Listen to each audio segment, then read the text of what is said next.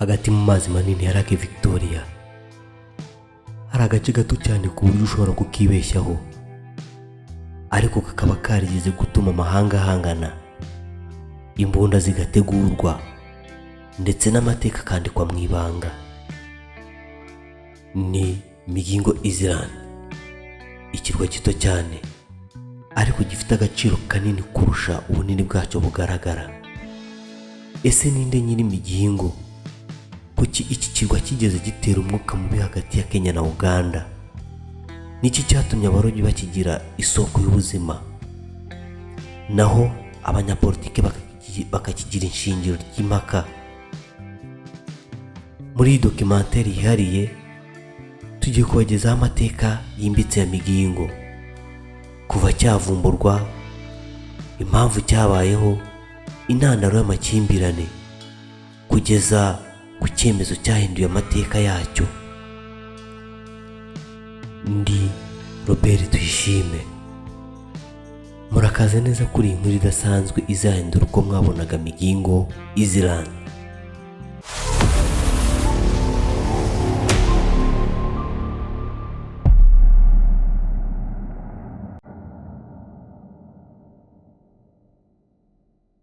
Debbie's Catering Service. We provide professional catering service for all kinds of events: weddings, birthday party, corporate meeting and events, family gathering, and many more. Delicious food, quality service, and joyful memories for your special day. We cook memories, not just food.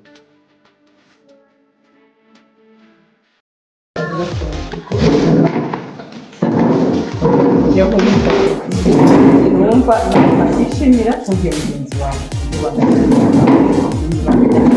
kwizera Imana, ukamenya ko ibintu byose ukorera Imana, wirangire mu kazi ahubwo akora nk'umuntu ukorera Imana ukamenya iteka. Ese nk'umuntu aramutse agushaka yagusanga Korera Kibagabaga hafi ya Seyasi. mwebwe mutarakora ubukwe, uyu mubyeyi azabitaho, azabambika neza, azabadekorera neza, ntimuzagire ubwoba kandi nta gahenda, arahenda umukina n'umwana. Sawa, akazi keza mu gihe. Mbere y'uko abanyaburayi bagera mu karere k'ibiyaga bigari, ikiyaga cya Victoria cyakoreshwaga n'abaturage bo mu moko atandukanye barimo Abaruwo, Abaganda, Abasoga n'abandi. Icyo gihe Migingo ntiyakirwa kizwi cyangwa gituwe, kuko cyari urutare ruto cyane, kitari gifite amazi meza, kitari ahantu heza ho gutura. Abaturage bakoreshaga amazi agikikije mu kuroba, ariko nta muturage wigeze ufata Migingo nk'ubutaka bwo guturaho. Mu mpera z'ikinyejana cya 19, Ubwongereza bwigaruriye aka karere bushyiraho Uganda Protectorate ndetse na Kenya Colony. Mu 1926 Abongereza bashyizeho umurongo w'umupaka mu kiyaga cya Victoria hashingiwe kuri korodone zo mu nyanja, aho imipaka yagenwaga hashingiwe ku nyandiko n'amateka. Migingo yashyizwe ku ruhande rwa Kenya, ariko kubera ko icyo gihe Migingo itari ituwe, nta gaciro k'ubukungu yari ifite. Ikibazo cyayo ntikigeze kivugwa cyangwa gutera impaka. Nyuma y'uko Uganda ibonye ubwigenge mu 1962 ndetse na Kenya ibonye ubwigenge mu 1963, ibihugu byombi byakomeje gukoresha imipaka yashyizweho n'abakoloni.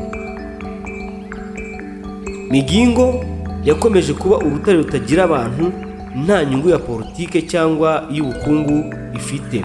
Mu by'ukuri nta gihugu cyari gifite abashinzwe umutekano, imisoro cyangwa ubuyobozi kuri Migingo.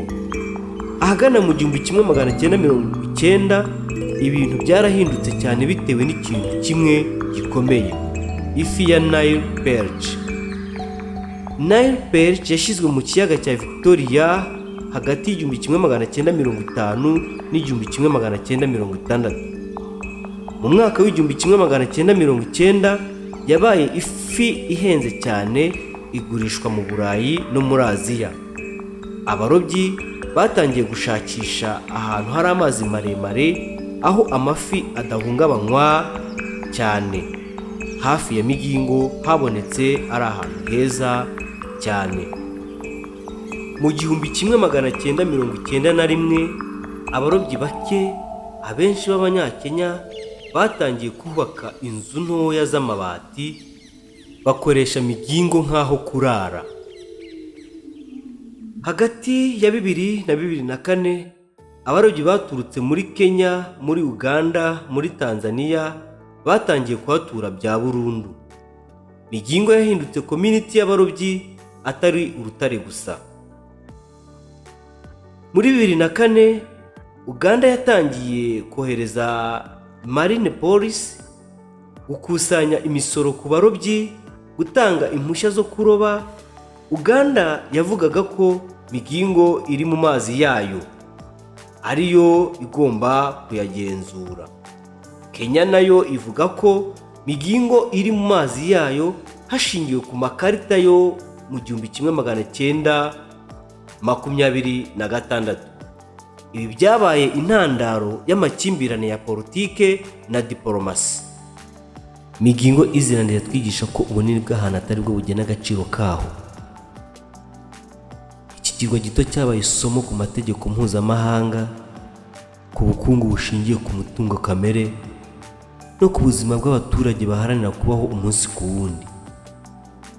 Uyu munsi Migingo si ikirwa cy'amakimbirane gusa, ni ikimenyetso cy'ibiganiro n'ubwumvikane bishobora gusimbura amakimbirane.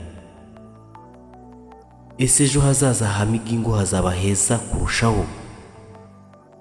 Ese abarobyi barushaho kugira ubuzima bwiza? Ibyo byose ni amateka akomeje kwandikwa.